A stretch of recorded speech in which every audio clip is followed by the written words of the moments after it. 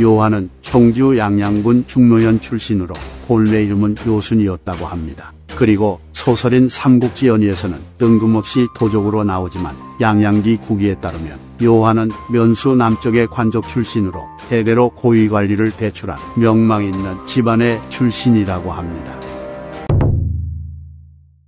요한은 여느 형주 인사들처럼 유비의 휘하에 들어갔고 이후 관우의 주부에 임명되어 관우를 수행했는데 북벌에 나섰던 관우가 오나라 군대에게 뒤통수를 맞고 사로잡혀 죽임을 당하는 사태가 터집니다. 이로 인해 요한은 오나라에 항복하지 않으면 제 몸 하나 건사할 수 없는 상황에 처했고 실제로 대다수의 사람들은 오나라에 항복했다고 합니다. 하지만 요한은 유비에 대한 충심이 남달랐기 때문에 거짓으로 죽은 채하여 사람들을 속인 다음 노모를 모시고 밤낮으로 서쪽을 향해 도망쳤다고 합니다. 그런데 다행히도 때마침 오나라 정벌에 나선 유비와 자기 지역에서 만나게 되었고 이에 유비는 요하의 충성심을 칭찬하며 매우 기뻐하고는 그를 의도 태수에 임명하였고 별독의 직함까지 내렸기에 요한은 이릉대전에 참전하게 됩니다. 따라서 요한은 관우의 북벌과 이릉대전이라는 유비군이 참패하는 전장을 2번이나 겪으면서도 모두 살아남은 생존왕이라 볼 수 있겠습니다.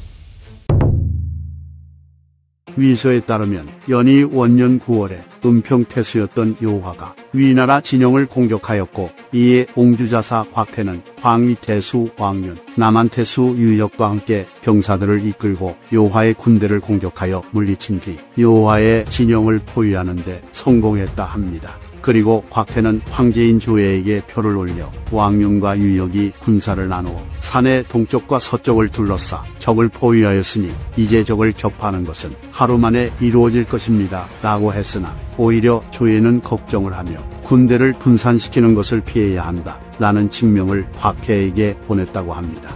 하지만 그 칙명이 도달하기 전에 요한은 적군이 분산된 틈을 노려 유역의 군대를 공격해 패퇴시켰고 왕윤의 군대도 공격하였는데 왕윤은 전투 중에 화살에 맞아 전사했다고 합니다. 이처럼 요한은 생각보다 훌륭한 지휘력을 가지고 있는 장수였습니다.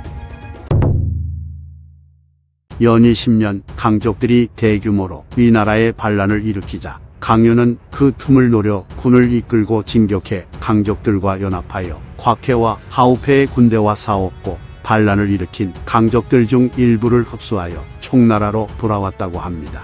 연희 12년 강윤은 계속해서 강족과의 연계를 통해 위나라를 공격하려 했는데 이때 요한은 요충지인 성중산의 주둔의 성을 쌓으며 혹시 모를 위나라의 공격을 막고 위나라와의 전투에서 패퇴한 강족들을 거둬들이는 역할을 맡았다고 합니다. 하지만 강유의 계책을 간파한 곽해가 하우패에게는 강유를 공격하게 하고 자신은 직접 봉군을 이끌고 요하의 진영을 공격했기에 강유는 할 수 없이 강족과의 연계를 끊고 요하를 도우러 갈 수밖에 없었고 곽해의 맹공을 막아내던 요하는 강유의 지원에 힘입어 퇴각하는 데 성공합니다. 그런데 당신은 비위가 군권을 통괄하고 있어 강유에게 10,000명 이상의 병력을 주지 않을 때라 총나라 군대는 위나라에 비해 수적 열세였을 가능성이 높고 이 전투에서 구한 이소 등의 장수가 위나라에 항복했다는 기록이 있어 요하 측의 전장은 매우 위태로웠던 것으로 보이는데 여기서도 요하는 앞서 보여준 생존력을 발휘하여 무사히 빠져나간 것입니다. 그리고 강유는 요하에게 백수 남쪽의 진지를 구축해 등해의 군대를 잡아두라 명한 뒤 몰래 군을 이끌고 위나라의 조성 지역을 공격하려 하였으나 이를 알아챈 등해가 밤에 몰래 군을 이끌고 진격해 조성 지역을 먼저 차지해버렸기에 공격은 수포로 돌아갔다 합니다. 이와 같이 요하는 강유의 전략과 전술이 실패하는 것을 많이 봐왔기 때문인지 한진 춘추에 따르면 경료 5년에 강유가 군을 이끌고 적도로 출병하자 요하는 전란이 끊이지 않으면 스스로를 불태운다는 말이 있다고 하는데 이는 강유를 두고 하는 말이로구나. 지모가 적보다 뛰어나지 않고 역량도 적으면서 군을 이끄는 것을 멈추지 않으니 어찌 스스로를 보존하겠는가 라고 말했다 합니다.